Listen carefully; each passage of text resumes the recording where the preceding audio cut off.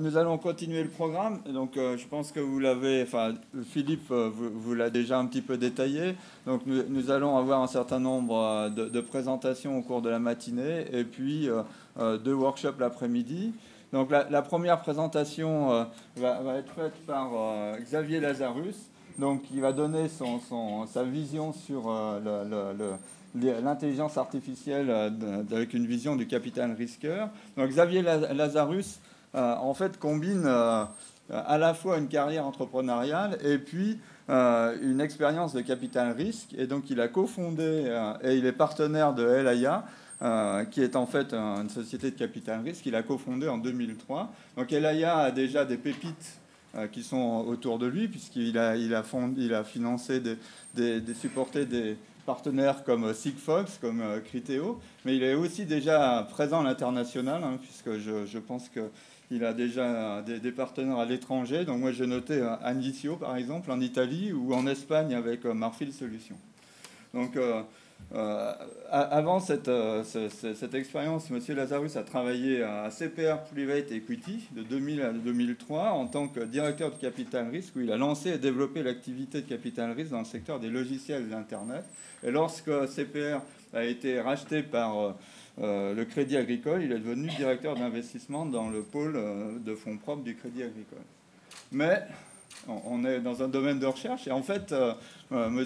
Lazarus a commencé sa carrière en tant que chercheur, ici, enfin ici, pas ici, mais sur le plateau, donc à l'université d'Orsay, dans le laboratoire d'arithmétique et de géométrie algébrique, dans lequel il a fait sa thèse.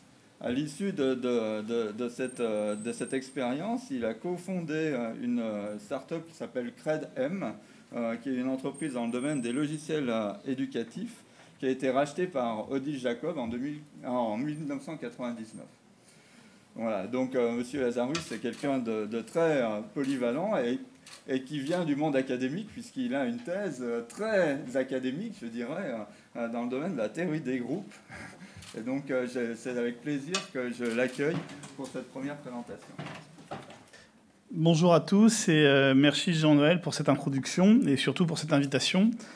Jean-Noël m'avait proposé de venir parler d'intelligence artificielle et je me suis dit que finalement le plus simple était de parler d'un sujet que je connaissais bien, à savoir non pas l'intelligence artificielle en tant que science ou en tant que changement de société, mais plus en tant qu'opportunité d'investissement. Et notamment de savoir si oui ou non on a un bon thème d'investissement pour les startups, pour le capital risque, ou au contraire on est sur un sujet qui est trop profond, qui est un sujet d'État, un sujet de recherche, ou un sujet de grand groupe, ou un sujet de GAFA, tout simplement. Ou, encore pire, c'est finalement un mot à la mode, un buzzword, et que derrière, il n'y a pas grand-chose de plus que ce qu'il y a toujours eu, et que finalement, on est en train de faire beaucoup de bruit pour pas grand-chose. Alors, comme d'habitude, quand on veut se poser une question, il est toujours bon de commencer par déjà, est-ce que c'est un sujet nouveau? Est-ce que l'intelligence artificielle est une opportunité récente? Ou au contraire, quelque chose d'assez ancien? Et si on se pose une question ancienne, il faut toujours faire un petit peu d'histoire. Alors, je ne suis pas historien des sciences et je suis forcément très incomplet, mais quand je me suis posé la question des actes fondateurs, et quand est-ce qu'on peut dater le début de la pensée vers l'intelligence artificielle, on se rend compte que finalement, on remonte aux années 30, mais plutôt à 1630. Avec, alors, j'espère que ça marche. Ça devrait marcher. Donc... Ah, c'est bon. C'est bon. Ah, voilà. Pardon. Et donc, du coup, les 3 actes fondateurs que j'aime garder en mémoire, le premier, c'est le livre de Descartes, le traité de géométrie. Et dans ce traité de géométrie, Descartes fusionne en fait l'algèbre et la géométrie avec l'idée, à l'époque, que finalement, tout ce qui est courbe, figure, forme, donc tout ce qui commence à ressembler à du réel, finalement, ce sont des équations. Et ce traité-là est en fait très important parce que c'est finalement le début de l'ère numérique. C'est la première numérisation de l'espace et c'est vraiment quelque chose qui a changé complètement la donne. La deuxième idée féconde, qui a quelques dizaines d'années seulement d'écart, c'est la pascaline, qui est la machine à calculer, qui additionnait, qui soustrayait de Pascal. Et donc, c'est l'idée cette fois-ci qu'un automate, quelque chose de mécanique à l'époque, mais qui deviendra après électronique et ainsi de suite, c'est qu'un automate est capable de calculer, et donc l'homme n'est plus le seul être ou la seule chose capable de calculer. Et enfin, la troisième, qui est un petit peu plus ancienne, mais qui reste quand même à la toute fin du XVIIe, c'est Leibniz. Et lui, il a mis dans sa philosophie une idée qu'il appelait la caractéristique universelle. Et c'est que, globalement, la totalité des pensées humaines sont exprimables dans un langage hypothétique et formel, et qu'on devrait pouvoir résoudre des problèmes par le calcul. Alors, il appelait ça le calculus ratiocinator. Et globalement, il a anticipé l'intelligence artificielle et finalement toute l'informatique de près de 3 siècles. Donc, si on se rend compte que les idées sont très profondes et très anciennes, il n'y a rien qui doit être très nouveau finalement. Et oui, c'est vrai que quand on repart de ces 3 idées, on a toute l'histoire de la digitalisation, de l'informatique, et on a des quantités inouïes d'innovation, de création de valeur qui ont été parfois sans précédent. Et donc, il est tout à fait normal d'associer l'intelligence artificielle avec cette grande vague séculaire de plusieurs siècles d'innovation. Par contre, ce que l'on a, c'est que on est à un moment clé de l'histoire de cette vague, parce que les développements les plus récents, que j'ai symbolisés par ces éléments très connus, la robotisation industrielle, mais maintenant c'est celle qui va vers l'humanoïde, la mobilité, l'Internet, les ordinateurs, le code, eh bien, on se rend compte qu'aujourd'hui, on a une conjonction qui est hyper favorable et complètement unique, et qui repose sur un triptyque profond, qui est l'existence de réseaux, y compris mobiles, c'est-à-dire de réseaux que l'on trouve maintenant de façon permanente et pervasive, l'existence de données massives, qui sont notamment collectées par ces réseaux et stockées et manipulables, et enfin les algorithmes de calcul, donc la puissance de calcul, qui permet de traiter tout ça. Et donc ce triptyque-là, qui s'est mis vraiment à exploser sur ces dernières années, a fait que des idées encore assez anciennes mathématiques, et notamment beaucoup d'algorithmes, se sont mis à converger. Et à partir du moment où ils se sont mis à converger, on a commencé à rentrer dans une ère nouvelle, qui est l'ère de la réalisation des promesses. L'intelligence artificielle, si vous voulez, vous prenez les 3 promesses initiales que l'on a données du XVIIe siècle, elles n'ont jamais été complètement servies. Et là, aujourd'hui, même si on n'en est pas encore complètement là, on est dans le début de la réalisation des promesses. Donc, qui dit réalisation des promesses, on parle d'une aube nouvelle, on parle d'innovation forte, bouleversement économique, destruction créatrice, etc. Donc, on a tout le vocable qui s'est mis en place. Et la question derrière, c'est oui, mais qui va en profiter et qui va mener cette révolution si elle a bien lieu? Et quand on regarde finalement aujourd'hui ce qu'est la petite start-up, ce qu'est le petit noyau humain, les petites équipes de recherche, eh bien, elles se retrouvent écrasées. Elles se retrouvent écrasées complètement parce que quand on parle d'intelligence artificielle aujourd'hui, les premiers noms qui sortent sont globalement les GAFA, avec quelques autres grandes start-up américaines comme IBM par exemple. Et éventuellement, en deuxième lieu, la recherche, donc on parle des pays, et en troisième lieu, les grands groupes industriels. Mais c'est très compliqué, quand on parle d'intelligence artificielle, de voir émerger où des idées très simples et très, on va dire, finançables par finalement des moyens assez limités et des équipes assez courtes. Et du coup, la question qu'on peut se poser, c'est est-ce qu'on va avoir des miettes seulement? Les petits pays, les start-up, etc. Et même, est-ce qu'il existe des miettes? Est-ce qu'il existe même des miettes de taille suffisante dans ce sujet-là?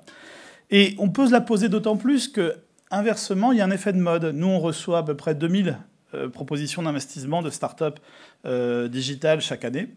Et sur les 2000, je pense qu'aujourd'hui, il est de plus en plus improbable d'en trouver une qui n'a pas dans sa présentation, dans son pitch, le mot machine learning ou le mot intelligence artificielle. Elles en ont toutes. Or, pourtant, quand on regarde un petit peu en détail, on se rend compte que finalement, cette notion est somme toute beaucoup plus artificielle qu'intelligente dans les 3/4 des pitchs. Et on est souvent on force les choses. Alors, pour l'anecdote, récemment, quelqu'un nous a présenté un projet où on parlait d'optimiser, donc dans ce qu'on appelle les smart cities, donc les villes de demain, optimiser tout ce qui était collecte de déchets. Et après des siècles de travail, des grands penseurs du machine learning, ils ont découvert qu'il fallait passer le camion poubelle de 7 à 8 le matin, sauf le mardi où il fallait passer à 15h parce que c'était le jour du marché, donc forcément, il fallait attendre la fin du marché. Donc oui, on peut faire du machine learning pour ça, c'est vrai, ça marche, tant mieux.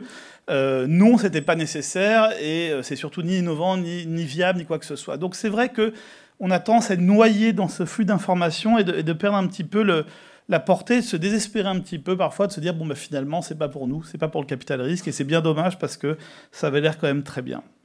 Nous, notre credo quand même, et on a fait plusieurs investissements dont je vais vous parler qui vont le prouver, c'est qu'il existe des opportunités, qu'elles ne sont pas toutes simples d'accès, il faut bien choisir ses batailles, mais il en existe. Et en fait, il en a existé. Comme on a vu, c'est une vague assez ancienne, il n'y a pas de raison que ça commence aujourd'hui. La seule chose, c'est que le mot ne s'utilisait pas. L'intelligence artificielle a cyclé.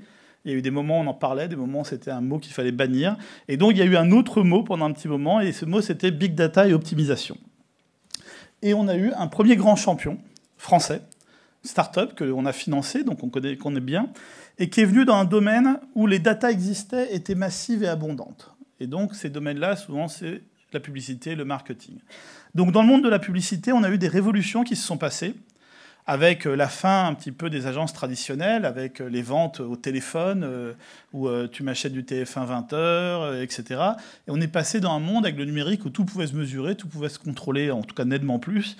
Et l'idée, c'est qu'on a abouti c'était au milieu des années 2000, à l'arrivée d'un concept qui s'appelle le real-time bidding, où finalement les publicités étaient des enchères en temps réel, comme un marché financier quasiment.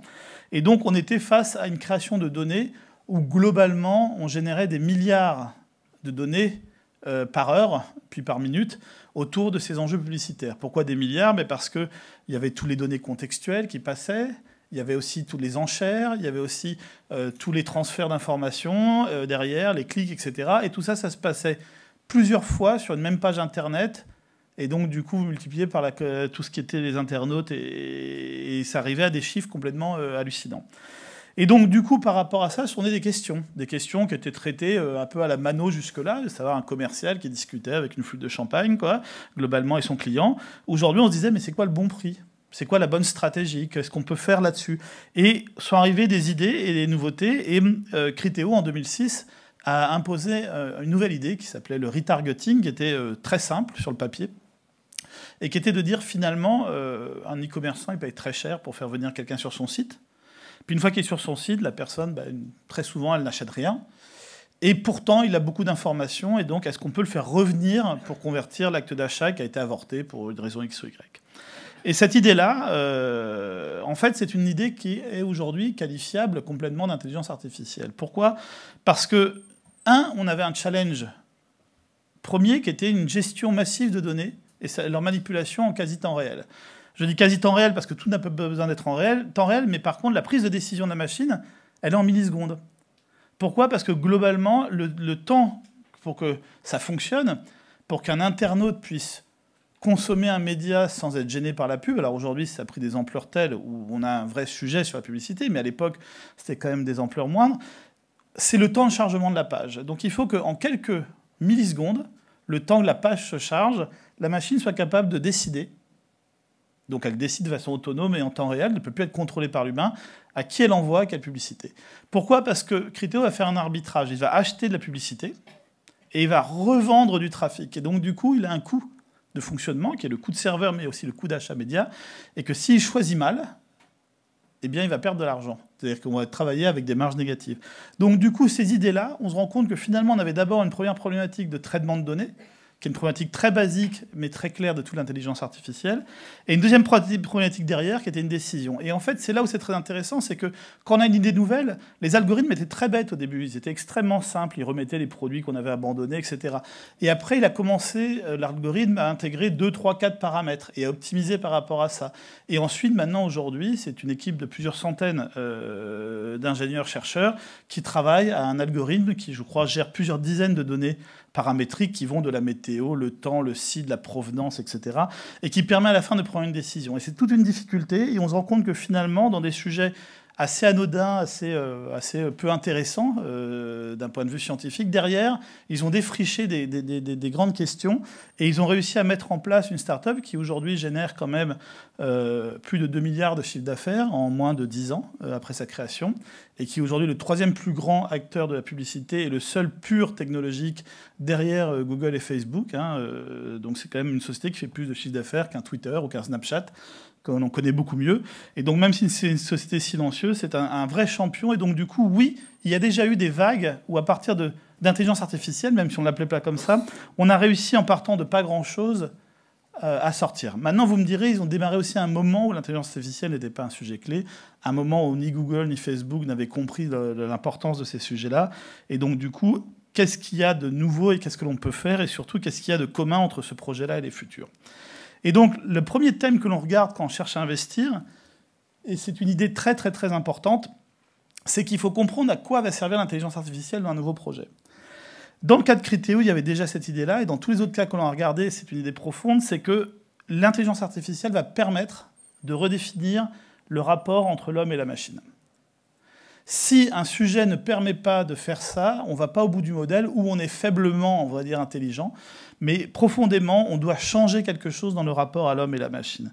Et on doit arriver à cette idée, qui est une idée à nouveau très ancienne, que des grands innovateurs, qui d'ailleurs ont disparu depuis, comme Kodak avait déjà mis dans des vieilles publicités, à savoir, vous appuyez sur un bouton et on se charge du reste. Et donc, du coup, si on n'arrive pas profondément, quand on voit un projet, une start-up ou une idée, à se dire que pour quelqu'un, une personne, on est capable de lui transformer quelque chose de difficile et pénible en j'appuie sur un bouton et la machine se charge du reste, alors on n'est peut-être pas face à un projet qu'il faut financer, qu'il faut accompagner. Ou alors c'est un projet qui ne va pas au bout du modèle. Attention au passage, hein, on a toujours la tendance à se dire mais en fait je vais faire un bouton qui fait de plus en plus de choses. Il faut savoir il faut que l'homme digère l'innovation. L'utilisateur final doit digérer cette intelligence artificielle. Si on va trop vite, trop loin, et à la fin, il sent qu'il est en danger en tant qu'employé, en tant qu'être humain, etc., on a un rejet de ça. Donc, on n'est quand même pas non plus dans l'idée de dire « nous allons faire quelque chose qui va se passer de vous ». Ça, c'est à la fois une très mauvaise idée marketing, mais aussi c'est quelque chose d'anxiogène, même au niveau de la société qui le crée. Donc, du coup, on n'est pas non plus dans cette idée de remplacer l'homme, on est juste dans l'idée de faire quelque chose qui va lui simplifier la vie grandement. Et cette question-là fait que le gros des projets en intelligence artificielle qu'on regarde, finalement, on ne les étudie pas en détail parce qu'on sait qu'on n'est pas face à un vrai sujet et qu'on n'est pas face à une innovation radicale, on est juste face à une innovation incrémentale. Et ça, du coup, si l'innovation est incrémentale, on risque de se faire avoir par un GAFA ou par n'importe qui d'autre qui aura plus d'argent pour juste faire des choses marginalement meilleures. Et du coup, on fait apparaître ici le concept qui va nous permettre de classer rapidement les opportunités pour savoir dans lesquelles il faut investir et lesquelles il ne faut pas investir. Et donc, ce sont des opportunités où aujourd'hui, on est dans une phase de transition et on voit deux types de projets. On voit des projets qu'on appelle AI Inside et d'autres qu'on appelle AI First. Alors, pour comprendre un petit peu, j'ai mis une image finalement un peu ancienne d'une évolution des bateaux, et qui est représentative de pas mal d'innovations, où on a une phase ancienne. Donc ici, c'était le bateau à voile, avec ses mâts, ses voiles, ses cordages, qui a dominé les mers pendant plusieurs siècles. Et on a fait arriver une nouvelle idée, qui était le bateau à vapeur. Donc on a fait l'idée que les voiles et le vent n'étaient pas nécessaires, on avait d'autres types d'énergie qu'on pouvait embarquer, qui était globalement le charbon qui donnait de la vapeur, et que ça permettrait à terme de faire avancer les bateaux. Et on se rend compte qu'il existait, pendant pas mal de temps d'ailleurs, des choses assez moches, qui sont le bateau du milieu, où on n'a pas pu se passer du passé complètement, parce qu'on n'avait pas confiance dans l'avenir, puis ça ne marchait pas si bien que ça. Mais ce qu'on a quand même fait, c'est qu'on a rajouté un moteur à vapeur, ici une roue, à un bateau à voile. Et inversement, quand on oublie cette période et qu'on se met plusieurs années après, le modèle du paquebot, alors j'aurais pas dû prendre une image du Titanic peut-être, parce que c'est pas très porteur de message, mais bon, ça arrive. Donc en tout cas, le paquebot qui a complètement tué dans la navigation, on va dire, commerciale et à part celle de plaisance, le bateau à voile, c'est quelque chose qui est radicalement différent. Et en fait, globalement, l'image du milieu, c'est une innovation incrémentale. C'est quelque chose de mieux, quelque chose d'hybride, quelque chose de temporaire, et quelque chose qui n'a pas vocation à être si porteuse de valeur. Et le gros des projets d'AI qu'on voit aujourd'hui sont de ce type-là. C'est-à-dire qu'on fait de l'AI inside, où on rajoute de l'AI à quelque chose d'existant, mais on n'arrive pas à se débarrasser du passé.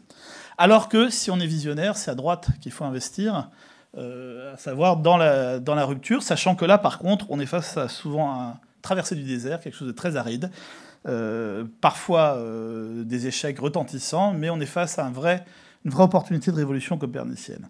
Alors, j'ai pris une image très ancienne, mais je vais prendre quelque chose d'un peu plus moderne pour réexpliquer ça et vous faire comprendre pourquoi finalement, dans des sujets qui ont l'air d'être déjà dominés, on peut quand même finalement se dire qu'il y a toujours de l'innovation.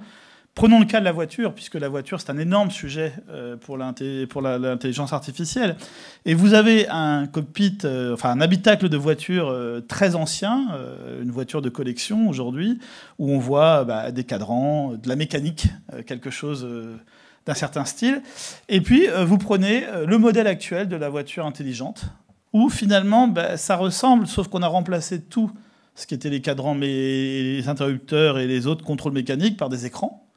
Et là-dedans, on a toute l'intelligence possible. Ça freine automatiquement, ça gère les dépassements, ça sait où on va, etc.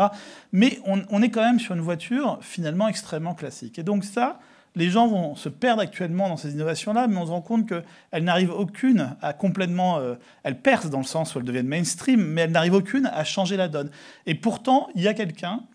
Alors, Tesla est en cours, mais ce n'est pas eux non plus qui sont complètement au bout du modèle. Et puis on mettra ici des dizaines d'années, des centaines d'années à arriver à quelque chose. Il y a quelqu'un qui changera tout. Et cette personne repensera l'usage. Et ici, cette image-là, qui est sûrement, bien sûr, un prototype, on voit finalement on ne sait pas s'ils sont face au dos à la roue, il y a un volant derrière, un peu caché. En tout cas, ils sont assis différemment, ils regardent sûrement un film et ils avancent. Et donc, profondément, nous, ce que l'on cherche dans un produit, c'est un produit qui présente ce genre de caractéristiques, à savoir quelqu'un qui a pensé radicalement un usage de façon radicalement différente, et non pas quelqu'un qui veut améliorer de façon marginale ou même importante un usage existant, mais qui lui sera rattrapé inévitablement par les grands de ce monde. Alors si on revient à un sujet de start-up pour finalement être encore plus dans le concret de ce que l'on peut faire, on va revenir au monde de la publicité marketing sur une deuxième idée. Et cette deuxième idée, c'est le marketing direct cette fois-ci. Donc le marketing direct, c'est quand une entreprise ou quelqu'un veut adresser ses clients, des gens qu'il connaît, cette fois-ci, on n'est pas face à la publicité, on est face à des gens qu'on connaît, et où on leur envoyait traditionnellement des courriers, des flyers, etc. Et donc c'est devenu, grâce à l'arrivée des emails, l'envoi du mail. Et c'est un sujet fondamental pour toute entreprise de parler à ses utilisateurs, ou pour toute société. Par contre, le mail, on sait que c'est un problème aujourd'hui. Pourquoi ? Parce que finalement, on est aujourd'hui complètement enseveli sous une communication généralement non désirée, et qui, du coup, rend la chose complètement insupportable et inutile pour tout le monde. Et donc, par rapport à cette question-là, qui est une question qui est apparue, qui n'est pas de nouvelle, on a plusieurs vagues d'innovation que l'on va voir, et on va voir pourquoi l'intelligence artificielle va vraiment changer ça. La première vague, c'était une intelligence artificielle assez basique.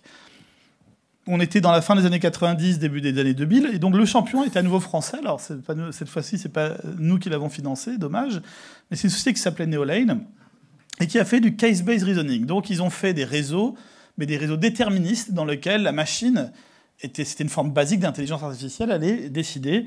Et on disait finalement, par exemple, prenons le cas de quelqu'un qui veut parler à des gens qui achètent des vêtements pour bébés de 1 an pour leur vendre ces vêtements-là, eh bien, des gens réfléchissaient, se disaient finalement, si on est en centre-ville, on doit parler à des femmes de 30 à 40 ans. Si on est en dehors des centres-villes, c'est peut-être 20 à 30. Les gens se marient peut-être un peu plus tôt. Et puis, cette marque-là, elle cible plutôt les CSP+. Donc, on faisait toute une espèce d'analyse semi-humaine. Et après, derrière, on définissait des règles. Et les règles étaient suivies par la machine qui arrivait à donc cibler pour réduire le nombre de mails envoyés et parler qu'à des gens qui été susceptibles d'être intéressés par le message. C'est arrivé évidemment à une limite. Et cette limite-là, c'est là où on a fait la première étape, qui a été le AI Inside. Et donc, qui n'est pas une étape très intéressante. D'ailleurs, ça a été fait plutôt par un grand groupe, puisque Neolane a été racheté par Adobe entre-temps et Adobe Campaign. Et là, on a rajouté, pour calibrer tout ça, on a rajouté dans le traitement l'idée qu'on avait d'accumuler des tonnes de données sur les utilisateurs et qu'on pouvait faire du ciblage intelligent. Et on a fait du scoring, tout simplement, et on a ciblé mieux. Le problème de ces deux approches, c'est que vous êtes face à quelqu'un qui est un spécialiste du marketing. Le marketing, c'est quelque chose qui est pour peut-être une science, mais en tout cas qui n'est pas quelque chose d'extrêmement technique. Or, pour piloter ces logiciels, pour prendre des décisions, pour pouvoir les calibrer, pour pouvoir les comprendre, on a demandé aux gens du marketing, qui sont des gens brillants dans leur domaine, de devenir au moins des techniciens très affûtés, voire des data scientists. Et donc on est vraiment à nouveau dans ce paradigme d'AI Inside, où finalement on dit, voilà, ça va vous aider, mais en fait ça crée un problème supplémentaire quasiment plus qu'une solution. Et donc là où on peut essayer de faire mieux, c'est de changer radicalement la donne. Et on a une idée ici, que l'on a financée, et qui est venue par un chercheur, David Bessis, qui est un chercheur en fait qui était au CNRS et qui faisait la représentation des groupes finis, donc quelque chose qui n'a rien à voir, mais qui pour des raisons personnelles est parti de la recherche et a commencé à s'intéresser à ces questions d'apprentissage par les machines, et qui a découvert le sujet justement de ces communications. Et comme il n'était pas ni marketeur ni même informaticien, il arrivait avec un angle nouveau en disant « puisque je ne sais rien, il faut partir du principe que la machine n'a rien à savoir si elle veut résoudre le problème ». Et son idée extrêmement basique mais très brillante est que dans les données mêmes que l'on détient, la structure et le modèle doivent être calculés à partir de ces données, non pas inventés par une personne physique. La rupture, c'est ça, c'est qu'il a retiré, on va dire, les gens qui font les études de marché, il a retiré les sachants, en se disant finalement tout doit être inclus dans les données. À titre d'exemple, vous n'avez pas l'âge de la personne, c'est vrai, mais vous avez son mail, son adresse. Et si vous avez une adresse viviane@wanadoo.fr ou julia@gmail.com, je peux vous dire que vous n'avez pas le même âge.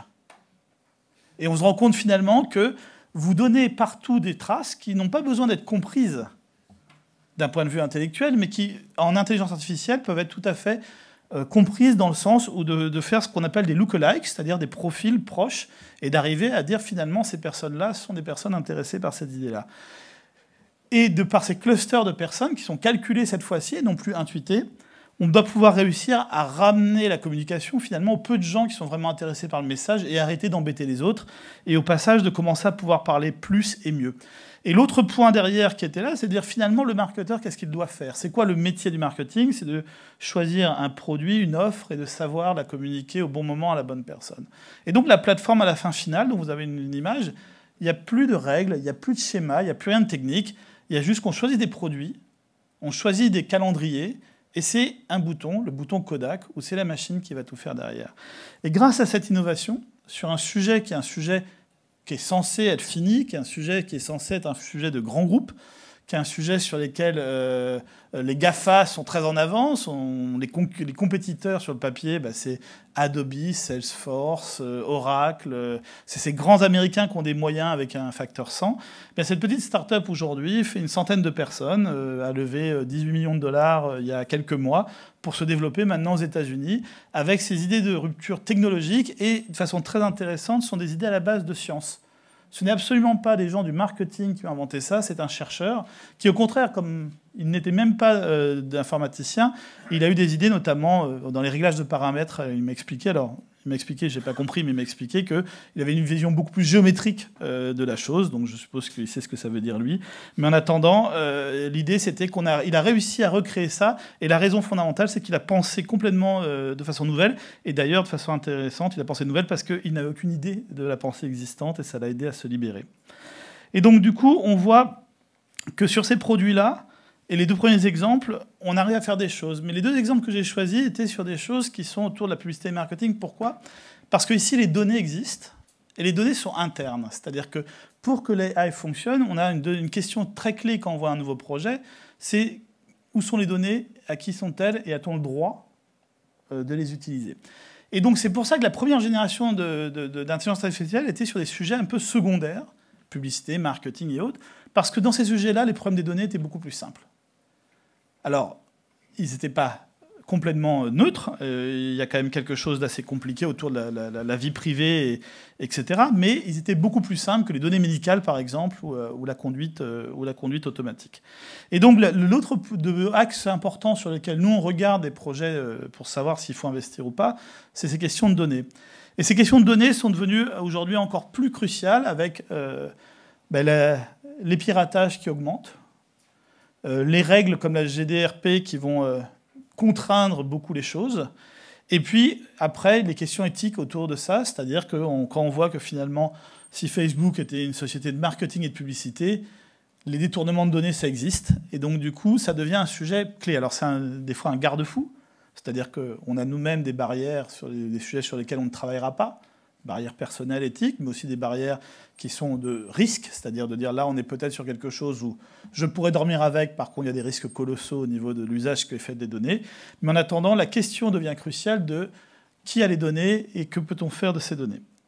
Et si on arrive à trouver une solution ou un problème dans lequel ces choses-là s'arrangent bien, on peut créer des opportunités à nouveau extrêmement conséquentes pour des startups parce que la question des données, aussi gros que l'on soit, n'est pas toujours réglable. Et ici, je vais vous parler d'un cas qui est un cas autour des notions de fraude.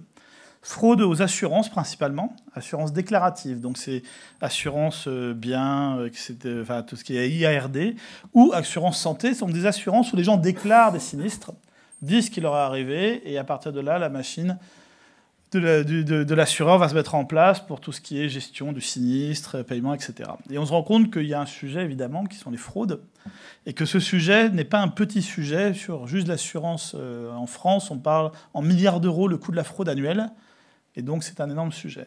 Et c'est un sujet très difficile. Pourquoi ? Parce que quand vous êtes dans le e-commerce et que vous avez un doute sur une carte de crédit, vous ne livrez pas. La personne ne recevra pas sa nouvelle perceuse alors que sa carte était juste, elle ne sera pas contente. Elle vous enverra un mail, vous dialoguerez, vous trouverez une solution. Quand vous ne payez pas ou vous soupçonnez quelqu'un de fraude, vous êtes en train de le traiter de menteur et de voleur. Et donc, c'est très compliqué de gérer la zone grise, c'est-à-dire la zone grise qui est le petit arrangement, de gérer la vraie fraude, et puis surtout de parler à la personne. Donc c'est des sujets qui sont extrêmement complexes parce que le facteur humain est au milieu du sujet, et qui sont aussi extrêmement complexes parce qu'on a des tailles de données absolument colossales à gérer, puisqu'il y a quand même énormément de paramètres à prendre en compte pour une fraude, et il y a énormément de sinistres déclarés tous les jours dans tous les continents. Et troisièmement, c'est un problème en réseau. C'est-à-dire qu'aujourd'hui, une vraie fraude, c'est pas quelqu'un qui fait une fausse déclaration à son assureur, c'est plusieurs personnes avec plusieurs assureurs qui se mettent d'accord et qui font donc du coup à partir de là une variation de schéma de fraude, mais c'est des schémas en réseau. Et donc le problème des données a été crucial. Pourquoi ? Parce que non seulement il faut connaître les données, donc il faut avoir accès aux données des assureurs, ce qui n'est pas simple, mais il faut les connaître en réseau et nominatif. C'est-à-dire que non seulement il faut connaître un assureur, mais il faut connaître tous les autres assureurs, et il faut pouvoir dire que les deux personnes sont liées, que les sinistres sont liés, que c'est peut-être la même personne.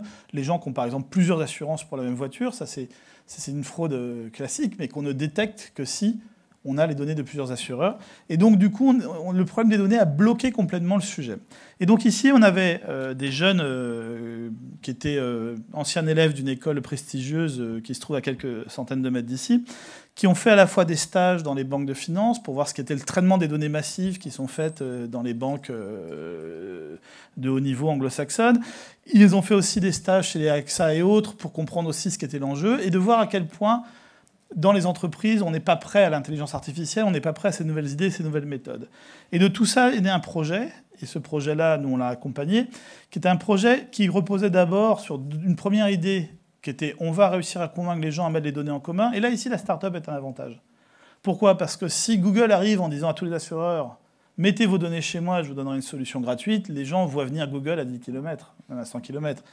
Si AXA dit aux autres assureurs « je vais fédérer tout le monde », les gens disent « d'accord, tu es déjà leader, tu veux être encore plus leader ». Donc la neutralité de la start-up, société indépendante, contrôlée par les fondateurs, etc., a permis, et puis aussi peut-être la naïveté et la jeunesse des fondateurs qui fait qu'ils ont attaqué un problème qui avait l'air insurmontable, a permis justement de débloquer la question, et donc on s'est retrouvé avec un accès. Ça a été très long et très complexe, avec beaucoup de gestion, et ils l'ont fait aussi dans plusieurs pays, un accès qui permet d'avoir entre 70 et 90%, parfois 100% des données des sinistres d'un marché pour pouvoir ouvrir le marché. Ça, c'est une première innovation importante, c'est l'accès aux données. La deuxième innovation importante, c'est qu'ils ont compris comment mettre le facteur humain.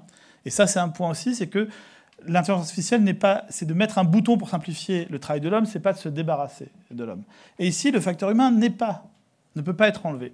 Et donc, du coup, ils ont été très innovants parce qu'ils ont regardé ce qu'avait fait, bien sûr, il y a des gens qui avaient essayé déjà de faire de l'intelligence artificielle sur le traitement de la fraude, et les trois quarts des gens, ils cherchaient à nouveau des signaux faibles. Ils cherchaient des choses qui étaient, voilà, je pense que ce sinistre-là, il est hors norme, et je pense que c'est une fraude, et on le livrait à quelqu'un qui ne savait plus quoi en faire, ou alors ça envoyait un mail automatiquement en disant « votre sinistre ne nous plaît pas », et donc c'était extrêmement mal pris par la personne, qu'il soit fraudeur ou qu'il ne soit pas fraudeur d'ailleurs.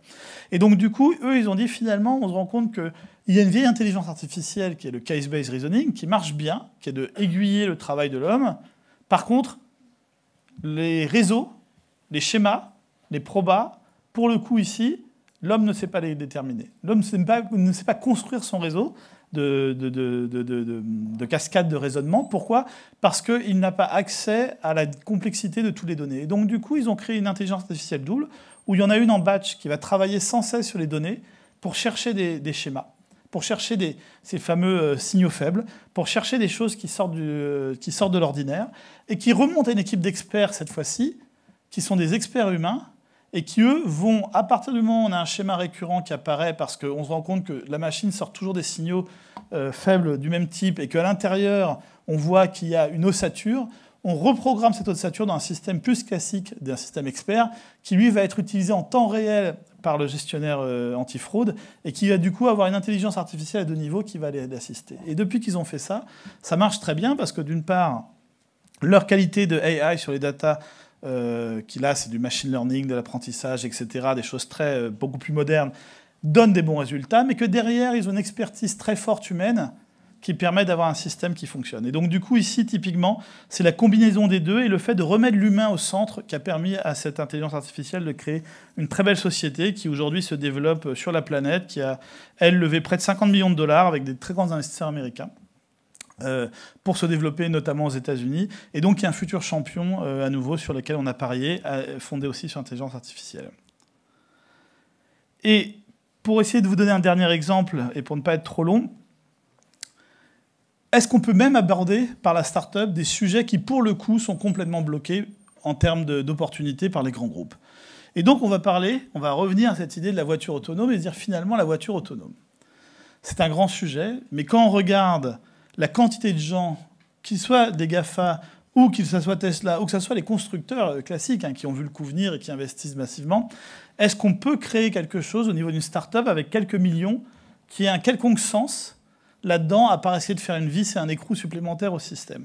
Et donc ici, c'est la quatrième idée que je voulais aborder avec vous, pour comment on peut chercher de l'innovation et des start-up dans l'intelligence artificielle, c'est que quand le problème est trop gros, il faut essayer de le prendre par le côté, en biais, ou en tout cas chercher un problème dérivé qui est nettement plus simple et qui, du coup, au passage, comme il est dérivé plus simple, ou en tout cas moins intéressant, il ne va pas être traité par les gros si facilement, et pourtant, c'est toute la valeur va être identique. Et donc ici, nous, on a abordé cette question-là en soutenant une société qui s'appelle Stanley Robotics. Alors Stanley Robotics, c'est un robot qui est un valet de parking, c'est un voiturier. Alors, ce n'est pas un robot qui vous apporte des voitures, qui la conduit, vous avez une photo. C'est un espèce de Fenwick qui vient et qui va prendre les voitures par-dessous, qui va pincer les pneus, la lever légèrement et qui va pouvoir la déplacer. Ce petit robot-là a les mêmes contraintes, voire pire, qu'une voiture autonome. Pourquoi ? Pas parce qu'elle doit travailler en plein air, il doit travailler en plein air. Alors en plein air, on se dit, c'est pas très compliqué. Amazon et Alibaba le font dans leur magasin. Oui, mais dans le magasin, on est dans une atmosphère tout à fait contrôlée en plein air. Qu'est-ce qui se passe ? Ça gèle, il neige, il y a des feuilles qui tombent et qui se mettent devant les capteurs, etc. Et donc du coup, premièrement, c'est quelque chose qui doit être autonome en plein air. Ensuite, qui doit être 24/7, donc en termes de kilomètres à la fin, c'est non négligeable. Et qui, même si on est dans un environnement où on a peu d'humains, et on les interdira à terme, c'est-à-dire un parking, c'est quelque chose qui doit être relativement fiable parce qu'il ne faut pas que ça s'arrête pour que ça fonctionne. Et alors la proposition de valeur, à quoi ça sert d'avoir ce robot ? Eh bien, on a un sujet qui est le développement du transport aérien. Ce sujet fait qu'il y a de plus en plus, bien sûr, d'aéroports et on a de plus en plus besoin de parking, notamment de parking longue durée. Or, dans un parking longue durée aujourd'hui, on est limité parce que les aéroports soient près des centres-villes ou dans des zones un peu plus lointaines, il y a un problème d'extension géographique. Donc soit il faut monter en verticale les parkings, et là ça coûte extrêmement cher, soit il faut acheter des terrains, et là parfois il n'y en a même juste plus, ou alors ils sont de plus en plus chers. Et on a pourtant besoin de doublement de capacité dans les 10 années qui viennent, qui est assez prévisible.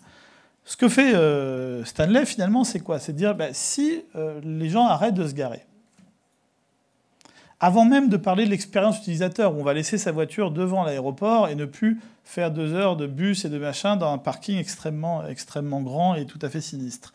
Si on oublie cette qualité-là, qui est déjà suffisante en soi, ce que l'on va faire, c'est que, comme c'est un robot qui gare les voitures et qu'il ne rentre pas dans les voitures, il peut les garer côte à côte. Et il peut faire des blocs. Et donc, du coup, ici, première partie d'intelligence artificielle au-delà de la voiture autonome, il y a des calculs d'optimisation. Et en gros, un bloc de 40 voitures, de 4 par 10, permet d'optimiser ça. Et ensuite, on a un flux d'entrée et de sortie qui est prévisible. Pourquoi ? On a les datas de l'année d'avant, mais surtout aussi, quand les gens arrivent et qu'ils déposent leur voiture, on a juste à leur demander, à leur exiger le numéro de vol. Et on sait quand ils reviennent. Et donc, du coup, en jouant avec des zones chaudes, des zones froides, etc., et en faisant donc un Tetris géant, on se rend compte qu'on arrive à faire entre 50 et 90% d'augmentation de la capacité d'un parking, juste par la fermeture du parking et la mise en place de ces robots. Et donc, bientôt, là, c'est en test à Lyon. Donc, si vous voyagez depuis Lyon, vous pourrez l'essayer bientôt. Le prochain, ça sera Gatwick, je pense. Et globalement, ce sont des investissements massifs. Et on se rend compte qu'ici, cette société-là a une petite part de mécanique, mais ça, c'était pas la plus dure, mais une énorme part d'intelligence artificielle, parce qu'à tous les niveaux, on est face à ça. Et quand on se rend compte au passage de se dire, oui, mais bon, c'est un sujet secondaire, non, parce que pour faire tourner leur robot 24/7, on est obligé de passer des niveaux de certification que ni Google, Waymo, ni autres n'auront avant des années, parce que eux, ils n'auront pas le droit, étant dans la vraie vie, avec des vrais gens, etc. Mais nous, au pire, c'est de la tôle. Donc, on obtiendra plutôt déjà des niveaux de certification et d'expérience. Donc déjà, c'était un actif sur le vrai sujet. Mais la deuxième chose, c'est que un jour, il n'y aura plus de voiture qui n'ait pas une fonction autonome. Donc la question qu'on leur a posée, c'est de dire, oui, enfin bon, c'est peut-être à 30 ans, c'est peut-être à 10 ans, 20 ans, on ne sait pas, mais qu'est-ce qui se passe le jour où les voitures n'ont pas besoin de robots ? Et eux, ce qu'ils sont en train d'apprendre, et leur intelligence artificielle de parking, cette fois-ci, est en train d'apprendre, c'est comment on gère des énormes stocks de véhicules qui peuvent se déplacer seuls, pour pouvoir optimiser la façon de les ranger. Et donc, du coup, on est sur les villes de demain. On peut imaginer des parkings à l'extérieur des villes, dans lesquels les voitures seront rangées, dans lesquels après on prendra des transports en commun. On peut imaginer des tas de choses. Et eux, ils sont en train de contrôler de la compréhension des algorithmes et des datas qui permettront de voir comment on gère ce genre de sujet.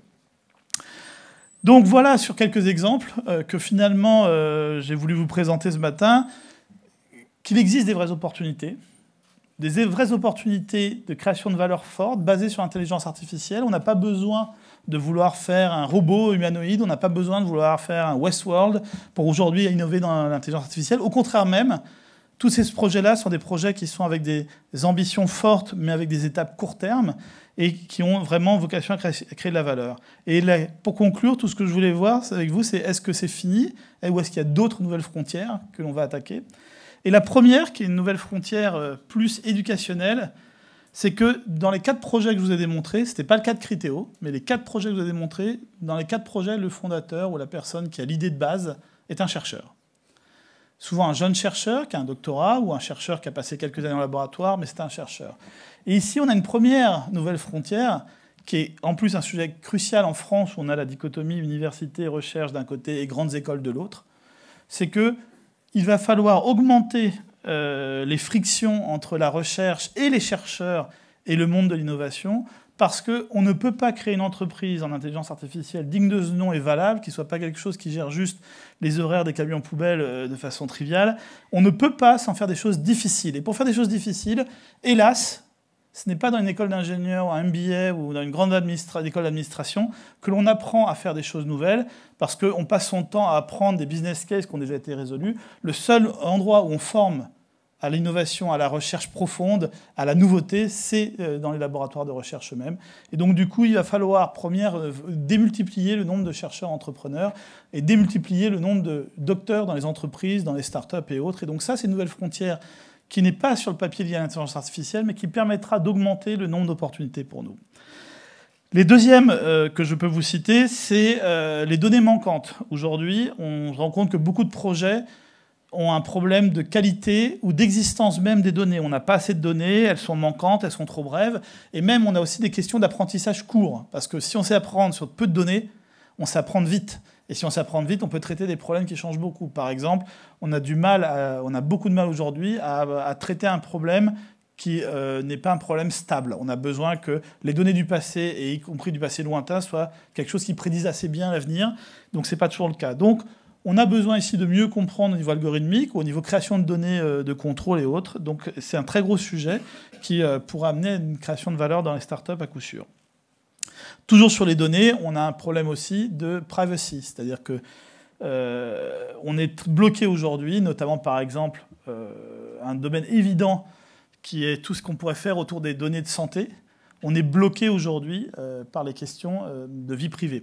Et on est bloqué de façon normale. C'est-à-dire qu'il n'y a rien d'anormal à être bloqué, c'est des choses extrêmement contraignantes. On a un chercheur ici, je crois que c'est Emmanuel Bacry, qui a accès à des données de la Caisse primaire d'assurance maladie. Il va faire des choses, mais c'est dédié à la recherche. On ne pourra rien en tirer d'un point de vue applicatif. Et donc, une des idées qu'on a vu passer, c'est, alors des idées de recherche cette fois-ci, c'est peut-on travailler sur des données qui sont cryptées de façon suffisamment forte, c'est-à-dire non seulement les données sont cryptées, mais leur structure aussi, de sorte à ce que l'apprentissage, parce que finalement on n'a pas besoin de connaître des données, on a besoin d'apprendre dessus, mais de sorte à ce que l'apprentissage puisse se faire dans des environnements complètement sécurisés en termes de privacy. Le jour où ces choses-là avancent en recherche, au point où ça devient implémentable, on est face à ici une nouvelle vague d'innovation, et on aura beaucoup de sujets qui vont se débloquer et qu'il faudra suivre. On a aussi toujours sur l'apprentissage des nouveaux algorithmes à inventer. Dans le NLP, donc le Natural Language Processing, qui est une grande zone de création, on va dire, d'intelligence artificielle applicable, on a un gros problème, c'est que pour apprendre une langue, il nous faut à peu près 10 000 livres et 10 000 heures de conversation. Comment on fait pour les langues qui ne sont pas écrites? Comment on fait pour les langues où on n'a pas d'enregistrement? Et donc ces sujets-là, aujourd'hui, j'ai mis un bébé parce que la clé pour beaucoup de gens est d'en comprendre l'apprentissage des bébés qui ne savent pas lire et qui ne sont exposés qu'à peu de discussions finalement et qui apprennent extrêmement bien à parler. Et donc dans la compréhension algorithmique, derrière de ça, on peut aller ici faire des progrès qui permettront de débloquer des champs entiers et notamment de transformer la voix en une interface homme-machine tout à fait efficace, ce qui n'est pas le cas aujourd'hui puisqu'il faut parler une des langues dominantes pour y arriver. L'autre point aussi, c'est toujours dans la puissance de calcul, on a beaucoup aujourd'hui de choses qui tournent autour de la création de puces d'intelligence artificielle. Aujourd'hui, faire une puce par algorithme, c'est trop cher, mais si on a un algorithme qui est très versatile et qui permet de faire beaucoup de choses, est-ce que faire une puce pour cet algorithme-là n'est pas finalement une solution? Et donc, on a aujourd'hui tout ce qui va être les FPGA qui commence à être la première partie, on va dire, la plus abordable, mais on a beaucoup de recherches à mener sur les algorithmes eux-mêmes pour dire peut-on les mettre dans des puces et commencer à faire des chips d'intelligence artificielle. Et dernier point, la loi de Moore est aussi très bloquante. On sait que la loi de Moore, on arrive quand même un peu à la fin du modèle parce qu'on peut doubler, mais pas à l'infini. C'est quelque chose qui est connu depuis les Indiens. Et il y a bien un moment où elle va s'arrêter ou baisser. Et donc ici, il faut chercher des nouvelles frontières en niveau calcul. Et donc, on parle principalement comme option de l'ordinateur quantique. Et l'ordinateur quantique, c'est surtout un sujet de recherche. Ce n'est pas encore un sujet de start-up. Il y en a quelques-unes, mais très peu. Mais attention, les grands groupes américains prennent de l'avance, qu'aujourd'hui, ils ont des recherches. Et donc, ce sont ces gens qui prennent une avance que l'on ne peut pas leur laisser. Donc, aujourd'hui, c'est dans les laboratoires que ça va se passer. Mais après, bien sûr, dès que ça sera mature, on espère pouvoir financer des beaux projets. Donc, voilà ce que je voulais partager avec vous ce matin. Et j'espère que ça va un petit peu changer des exposés de recherche pure. Merci.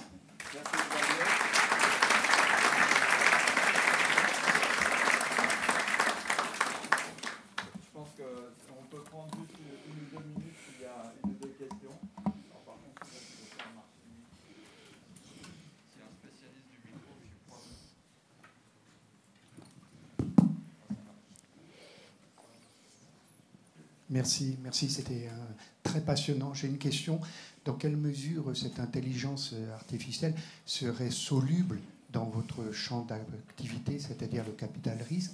C'est-à-dire, dans quelle mesure peut-elle venir en appui de votre sélection des projets dans lesquels vous allez investir, mais sans annihiler ce qui fait votre raison d'être, c'est-à-dire la prise de risque? Alors, c'est une très bonne question et j'avais hésité à en parler. Et j'en ai pas parlé parce que, pour l'instant, les résultats ne sont pas très probants. Donc, il y a eu des tentatives. Par exemple, Google a créé Google Venture.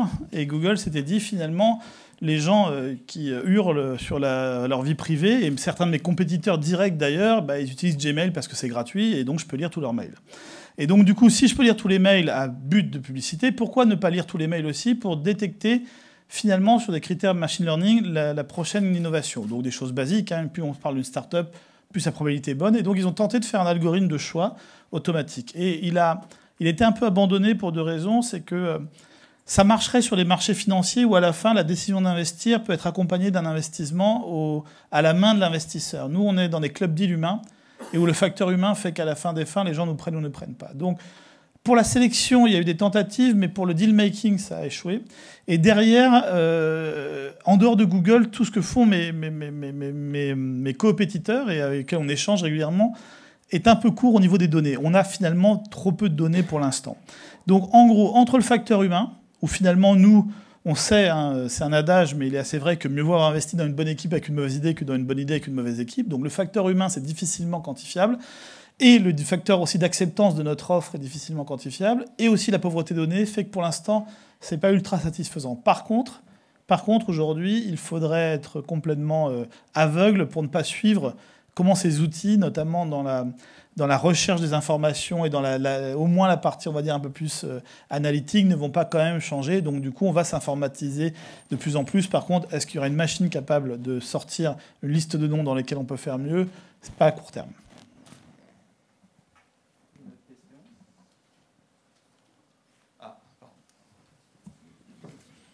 J'ai pas une vue d'intelligence artificielle. Bonjour, Pierre Bonjour. De l'IMT. Donc, au-delà des tendances sur la vie privée, les RGPD, etc., dont vous avez parlé parfaitement, on parle de plus en plus de transparence des algorithmes. Et donc, Explainable AI en anglais, etc. Donc, est-ce que vous, en tant que VC, vous voyez ça plutôt comme une opportunité ou comme un risque? Alors, là, ici, je peux me tromper, mais de ce que je comprends dans la transparence, c'est le fait d'expliquer à la fin pourquoi la décision est prise. Il y a des sujets où ça va être clé. Notamment, par exemple, dans le cas que j'ai cité, la lutte contre la fraude à l'assurance, qui revient finalement à accuser quelqu'un de crime, quel que soit le niveau de crime, de ne pas pouvoir dire pourquoi, c'est un problème. Et donc c'est ici où, par exemple, ils ont réussi à trouver l'équilibre entre le facteur humain, où à la fin, ça reste une personne qui juge, et la machine qui va juste lui permettre de trouver plus facilement des candidats et des suspects. Donc ici, par exemple, la transparence de l'algorithme a été gérée manuellement, c'est-à-dire qu'il faut une étape humaine, mais a été fondamentale. Donc il y aura des cas, et c'est des cas où on prend des décisions qui sont impactantes, notamment sur la sécurité. Donc dans le cas de la voiture, ça sera sûrement un vrai sujet. Mais il y aura des autres cas où, franchement, pour vendre des couches culottes, savoir pourquoi on a ciblé quelqu'un, là on a une autre mesure, entre guillemets, de l'efficacité, qui est ce qu'on appelle l'A/B testing. C'est-à-dire qu'il y a des gens qui sont exposés à ça, des gens qui ne sont pas exposés à ça, puis ils achètent plus ou ils achètent moins. Donc il y a des cas où, quelque part, on est sur des sujets où on peut mesurer l'impact et il n'y a pas vraiment danger autour de la vie ou de la liberté et autres. Il y a d'autres cas, par contre, ce sera fondamental. Donc oui, dans certains sujets, on s'attachera à ce que la boîte noire puisse expliquer les choses, ou en tout cas que la boîte noire soit utilisable par des experts. Et dans d'autres cas, là, on sera moins regardant, mais on regardera au secteur par secteur. Déjà tard. Ah, voilà. Eric. Merci, bonjour, Eric Orlenrien. Une question, tu as parlé de traversée du désert pour ces innovations. Traversée du désert et investissement, c'est compliqué, ou ça se traduit en millions d'euros. Comment tu vois cette traversée du désert et le financement nécessaire à ces projets de rupture? Alors, il y a ici, premièrement, dans notre cas, hein, que tu connais bien, nous, on a augmenté nos tailles de fonds. Pourquoi? Parce que les traversées du désert, on peut les faire avec des plus gros réservoirs. Donc déjà, on s'arme un peu plus. On ne pourra pas faire des projets de recherche fondamentale à 10 ans. Ça, on ne peut pas, parce que ce n'est pas notre métier d'ailleurs, et ce n'est pas notre vocation. Mais par contre, d'être capable de soutenir plus longtemps et un peu mieux et plus fort des sociétés qui progressent, oui. Ça demande par contre à ce qu'on crée des étapes. C'est-à-dire que pour arriver à le faire, pour ne pas perdre la foi en cours de route et pour ne pas perdre, on va dire, notre conviction, on va créer toujours des étapes. Parfois sur des milestones technologiques, d'autres fois sur des milestones d'avoir au moins un bêta-testeur, quelqu'un qui prouve un usage. Et donc typiquement, dans le cas de Stanley Robotics, hein, qui fabrique quand même des véhicules autonomes, le tour d'amorçage, au lieu d'être d'1 million et quelques, il a été presque de 4, leur milestone numéro 1 est atteint. Ils ont au moins des robots qui tournent actuellement, alors encore supervisés par des humains, mais qui tournent à Lyon. La signature d'un deuxième client qui montre que des gens sont prêts à prendre des risques aussi en partenariat R&D, puisqu'on en est à ce niveau-là parfois, va déclencher une deuxième tranche. Donc du coup, c'est une société qui va recevoir des dizaines de millions d'euros. Par contre, on voulait voir quelques oasis de temps en temps dans le désert et on a essayé de les trouver les plus réalistes possibles pour pouvoir accompagner et d'avoir dès le départ une conviction, nous, que ça va prendre du temps. On n'est pas du tout en train, quand on finance un projet comme ça, se dire que les chiffres vont démarrer tout seuls et qu'après, il n'y aura plus qu'à accompagner la réussite. Donc ça, c'est un premier point, c'est qu'on est un peu plus armé. Mais l'autre point derrière, c'est qu'il y a un autre sujet, il y a un autre domaine qui n'a rien à voir avec l'AI, où il y a des traversées de désert très longues, c'est la biotechnologie. Dans la biotechnologie, les gens cherchent des molécules, etc. Et puis il y a des moments où ça marche pas. Et quand on regarde les investisseurs de sciences de la vie qui financent ces projets-là, ils mettent 1, 2, 3 ans parfois avant de faire le chèque à travailler et accompagner un entrepreneur en discussion. Alors on se dit, vous êtes peu productif, c'est déjà un premier fait, mais ensuite, comment vous faites pendant ces 3 ans pour que la société existe? Et en fait, il y a tout un continuum de maturation, prématuration, projet européen, Horizon 2020, etc. Donc il y a tout un continuum d'aide et de soutien des centres de recherche, parce que là, pour la biotech, tout n'est dans les centres de recherche. Et donc du coup, ils ont réussi à se greffer pour qu'ils accompagnent dans l'information et le transfert, et que quand la société arrive à un niveau de maturité où la traversée du désert, elle est déjà bien entamée, ils basculent. Et donc du coup, il y a sûrement des choses à faire sur l'articulation entre financement de la recherche, financement de la prématuration, de la maturation, etc. Et donc on a fait quelques tentatives avec notamment 2 projets, un que tu connais bien puisqu'on est partenaire aujourd'hui de IT Translation qui était l'émanation d'INRIA sur tout ce qui est financement de start-up issus de la recherche dans le digital. Et on a aussi, alors c'est avec les grands concurrents, désolé, avec PSL, un fonds d'amorçage technologique et de transfert tech qui va être lancé bientôt. Et l'idée, c'est d'avoir des véhicules un peu différents où les investisseurs aussi sont plus patients, où les investisseurs aussi regardent les externalités autant que la performance. Et donc, du coup, on a aussi un peu séparé pour avoir des véhicules qui permettent de faire ça. Et on va s'inspirer pas mal de ce que font les gens de la science de la vie, qui arrivent à gérer, je trouve, mieux que nous, la traversée du désert.